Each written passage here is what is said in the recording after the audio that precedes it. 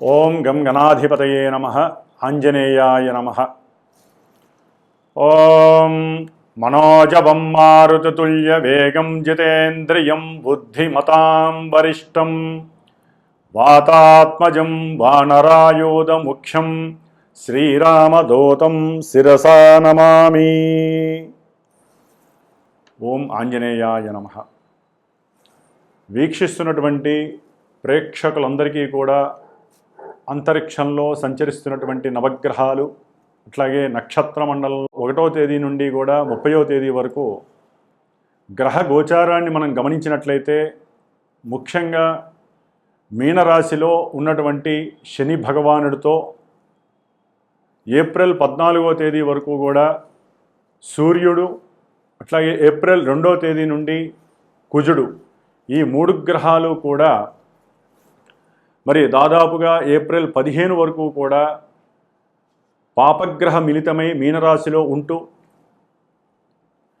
ఎంతో మంది కొంతమంది రాశులకి ఈ యొక్క 3 గ్రహాల యొక్క యుతి మహాదోషప్రదంగా కనిపించేటటువంటి అవకాశం ఉంటుంది.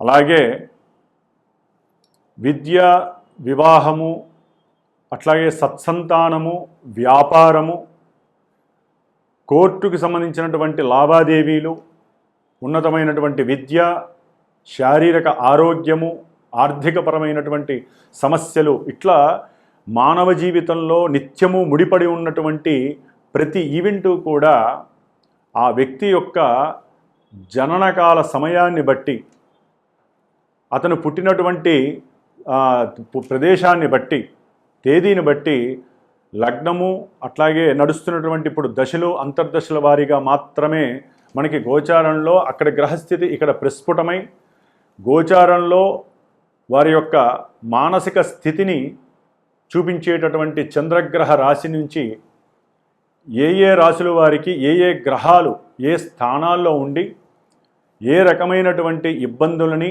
అలాగే శుభాలని కలుగజేస్తాయి, కొంతమందికి శుభాలు కలుగజేస్తాయి అనుకున్నటువంటి రాశుల వారికి చాలా ఇబ్బందులు ఎదుర్కొనే పరిస్థితులు కూడా కనిపిస్తూ ఉంటాయి. నాకు వచ్చేటటువంటి కొన్ని ఫోన్ల ద్వారా, నాకున్నటువంటి అనుభవం ద్వారా.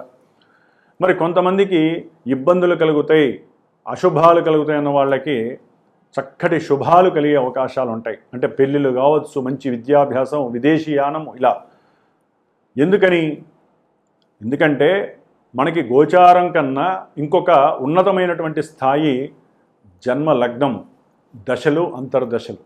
వాటిల్ని బట్టి గోచారం మనకి చక్కగా ప్రభావితం చూపిస్తూ ఉంటుంది. కాబట్టి ఎవరైనా సరే మెయిన్ ఈవెంట్స్ అయినటువంటి కళ్యాణము కానీ, సంతాన విషయంలో కానీ, విదేశీయాన విషయము, ఇల్లు కట్టుకోవాలి, వాహనం కొనుక్కోవాలి, లేకపోతే విద్యలో ఆటంకాలు కలుగుతున్నా, భార్యాభర్తల మధ్య ఎన్నో అంతరాలు, అట్లాగే ఇబ్బందులు, ఎడబాట్లు, కోర్టు సమస్యలు, భూమికి సంబంధించినటువంటి సమస్యలు, ఏదైనా సరే, ఏ విషయంలోనైనా సరే ఇబ్బందులు కలుగుతున్నా, ఏ విషయంలోనైనా సరే మీరు ముందుకు వెళ్ళాలి, శుభం చేసుకోవాలి, ఇంట్లో శుభ కార్యక్రమాలు చేసుకోవాలనుకున్నా మస్ట్ అండ్ షుడ్ తప్పకుండా జన్మజాతకాన్ని చూపించుకొని జాతకంలో జరిగేటటువంటి విశేషాలు ఏమిటో మీరు చక్కగా మీకు నమ్మినటువంటి గురువు ద్వారా తెలియజేసుకొని వాటిల్లో ఏదైనా సరే అసమతుల్యమైనటువంటి పరిస్థితులు, ఇబ్బందులు ఉంటే వాటికి తగ్గ రెమెడీస్, జ్యోతిష్యం అంటేనే పరిహారం అండి.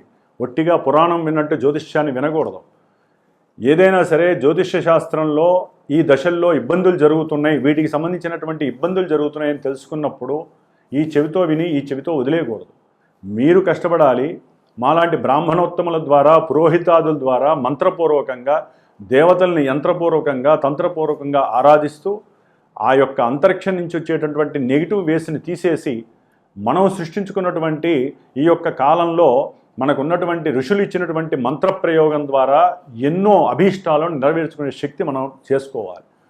కాబట్టి మరి ఈ ఏప్రిల్ మాసంలో మేషాదిగా మీనరాశి పర్యంతం గ్రహాల యొక్క, నవగ్రహాల యొక్క స్థితిగతులు ఏమిటి, అవి ఏ రాశుల వారికి ఏ రకమైనటువంటి ఫలితాలను ఇస్తాయో మరి ఉన్నంతలో సూక్ష్మంగా, స్థూలంగా తెలుసుకునేటటువంటి ప్రయత్నం చేద్దాం.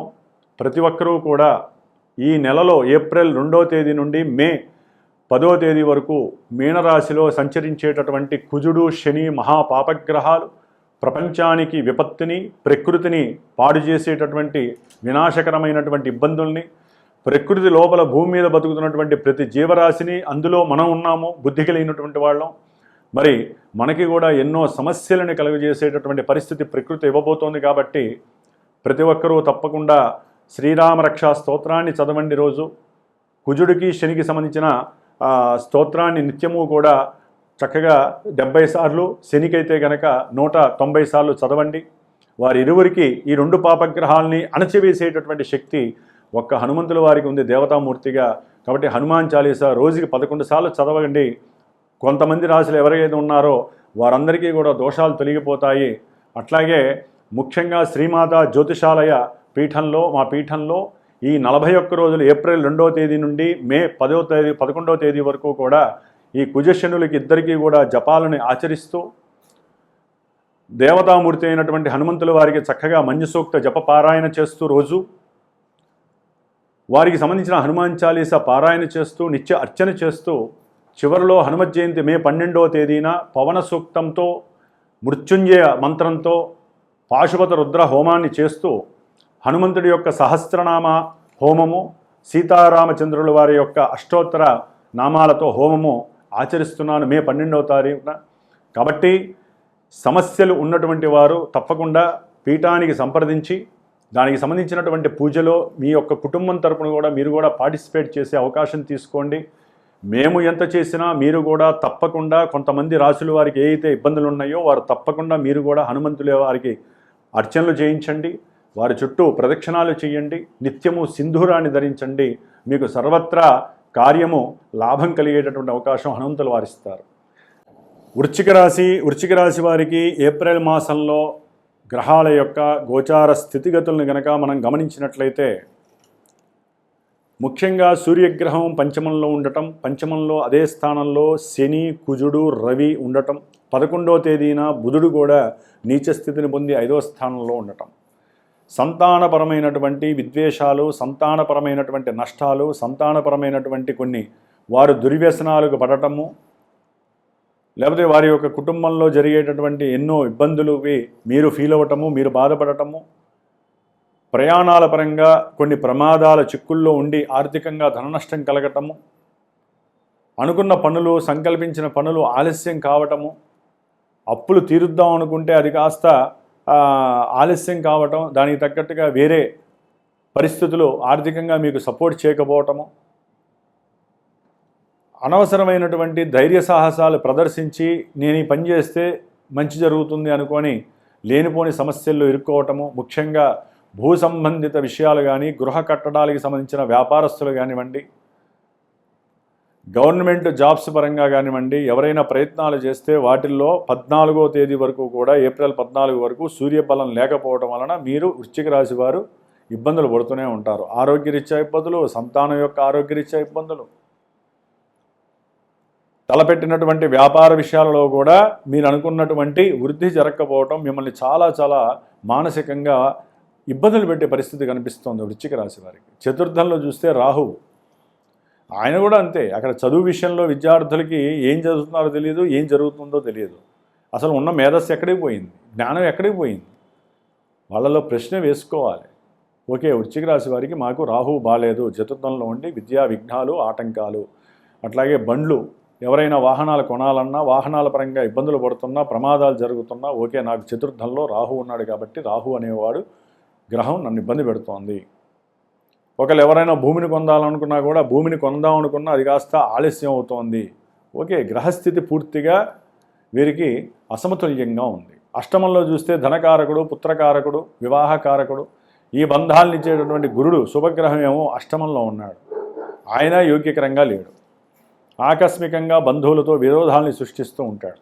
ఈ కుజుడు చూస్తే వృశ్చిక రాశి వారికి ఫ్రెండ్స్ ద్వారా వారు ఎక్కడో అక్కడ నువ్వు అప్పు తీసుకొని నాకు ఇవ్వరా నాయన నేను మళ్ళీ ఇచ్చేస్తానని చెప్పి అంటాం. వీరు ఆ పని చేసి అనవసరంగా ఇరుక్కుపోతారు. జాగ్రత్త, సహాయం చేయండి. ఇప్పుడున్న గ్రహస్థితి మిమ్మల్ని సహాయం చేస్తే నట్టేయడం ఉంచే పరిస్థితులు ఉన్నాయి. ఆకస్మికంగా మీకు స్నేహితుల ద్వారా కూడా ఏదో ఒక లాభకరమైనటువంటి విషయాలు, బంధువుల ద్వారా లాభకరమైనటువంటి విషయాలు మీకు లభిస్తాయి అనుకుంటారు. కానీ లభించే లోపలే అవి కాస్త కనుమరుగయ్యే పరిస్థితులు కూడా కనిపిస్తున్నాయి. బుద్ధి వికాసత్వము, బుద్ధి చేతనత్వము మిమ్మల్ని కిందకి తోసిపుచ్చేటటువంటి అవకాశము ఈ బుధగ్రహము చేస్తోంది. కాబట్టి సంతానానికి సంబంధించిన విషయాలలో వారి యొక్క దుర్వ్యసనాలు మిమ్మల్ని మానసికంగా కుంగదీసే పరిస్థితులు కనిపిస్తున్నాయి. ఎందుకంటే గ్రహాలలో ముఖ్యమైన పాపగ్రహాలన్నీ కూడా పంచమంలో ఆవహించి ఉండటం వలన చివరికి మీరు పూజ చేసుకుందామన్నా, మోక్ష మార్గం వైపు వెళ్దాం అనుకున్నా కూడా అవన్నీ కలగనివ్వవు. దశమంలో కర్మస్థానంలో ఉన్నటువంటి కేతువు కొంతవరకు మిమ్మల్ని అనుకూలత్వాన్ని కలుగజేస్తాడు అనుకుంటారే కానీ ఆయన ఉన్నటువంటి రాస్యాధిపతి అయినటువంటి రవి కూడా మీకు అనుకూలంగా లేడు. కానీ 15వ తేదీ నుండి కూడా ఉద్యోగాల కోసం ఎవరైతే వృశ్చిక రాశి వారు ప్రయత్నం చేస్తున్నారో, వ్యాపారపరంగా ఎవరైతే నష్టాలతో కూరుకుపోయి ఉన్నారో వారందరికీ స్వలాభం కలగడానికి అవకాశం ఉంది. సూర్యుడు ఉచ్చస్థితిలో దశమాధిపతియే, కర్మస్థానాధిపతియే ఉన్నతమైనటువంటి ఉచ్చస్థితిని అనుభవిస్తూ 6వ స్థానంలో ఉండటం వృశ్చిక రాశి వారికి అఖండమైనటువంటి యోగం కలుగుతోంది. దాని ద్వారా మీకు ఉద్యోగంలో కీర్తి ప్రతిష్టలు పెరుగుతాయి. ఆల్రెడీ జరుగుతున్న వాళ్ళకి, ప్రభుత్వ ఉద్యోగం కోసం ఎదురు చూస్తున్న వాళ్ళకి కష్టపడితే కనుక, గురుచరిత్ర పారాయణ చేయగలిగితే కనుక ఈ నెల రోజులు తప్పకుండా మీకు సూర్యుడి యొక్క అనుగ్రహం కలుగుతోంది. ఏ పని చేసినా ఉద్యోగాలకి ఏదైనా సరే వెళ్ళేటప్పుడు, ఇంటర్వ్యూలకు వెళ్ళేటప్పుడు, ఉద్యోగ సంబంధితగా ఏదైనా వ్రాత పరీక్షలు రాసేటప్పుడు తప్పకుండా గణపతి యొక్క అష్టోత్తరాన్ని చేయండి. దాని ద్వారా కూడా మీకు కేతువు యొక్క ప్రతికూలతలు తగ్గుతాయి. కాబట్టి ముఖ్యంగా విద్యార్థులు, భూములు కొనుగోళ్ళు, అట్లాగే వాటికి సంబంధించినటువంటి వ్యాపారస్తులు, షేర్సు, స్టాక్ మార్కెట్లు, లేకపోతే దానికి సంబంధించినటువంటి పెట్టుబడులు పెట్టేవాళ్ళు, భార్యాభర్తలకి సంబంధించినటువంటి పరిస్థితులు ఏదో రకంగా ఇబ్బందులు పడేటటువంటి వాళ్ళు తప్పకుండా హనుమంతుడిని ఆరాధించండి, సుబ్రహ్మణ్య ఆరాధన చేయండి. ముఖ్యంగా వీరికి వృశ్చిక రాశి వారికి ఈ నెల 19 వరకు శుక్రుడు మేషరాశిలో 6వ స్థానంలో ఉండటం ద్వారా భార్యాభర్తల మధ్య, వ్యాపారస్తుల మధ్య తీవ్రమైనటువంటి లోటు కనిపిస్తోంది, ఎడబాట్లు కనిపిస్తున్నాయి. తదుపరి కూడా శుక్రుడు స్వక్షేత్రంలోకి వచ్చినప్పుడు వ్యాపారస్తులకి కాస్త ధనపరంగా బాగుంటుంది. అట్లాగే కుటుంబంలో వృశ్చిక రాశి వారికి ఎవరికైనా సరే సంబంధాలు చూస్తుంటే సంబంధ విషయాలలో కుటుంబంలో కొంత ఆనందాలు కలగడానికి అవకాశాలు ఉన్నాయి. కానీ అవి కొంతమేరకు మాత్రమే ఉంటాయి. కారకో భావనాశాయ శుక్రుడు 7వ స్థానంలో స్వక్షేత్రంలో ఉన్నాడు కాబట్టి కొంతవరకు అవకాశం వస్తుంది, 40%. మిగతా 60% ఆయన ఇవ్వటానికి గోచారం రూల్స్ ఒప్పుకో. కాబట్టి వృశ్చిక రాశి వారు ఇందాక మొట్టమొదట నేను ఏదైతే చెప్పానో దాని రీత్యా 41 రోజులు మీరు కూడా ఆ పూజలు చేసుకోండి. ఆ శక్తి లేని వాళ్ళు, టైం లేని వాళ్ళు, దూరాభారాల్లో చేసుకోవడానికి అవకాశం లేని వారు తప్పకుండా సంప్రదించండి. మీ బదులు నేను చేసి పెడతాను. 41 రోజులు హనుమ జయంతి మే 12వ తేదీన తప్పకుండా స్వామివార్లకి సంబంధించినటువంటి హోమాలు మీకు పరిపూర్ణమైనటువంటి రక్షణ ఇస్తాయని చెప్పి నమ్మండి. జై శ్రీరామ్, జై హనుమాన్.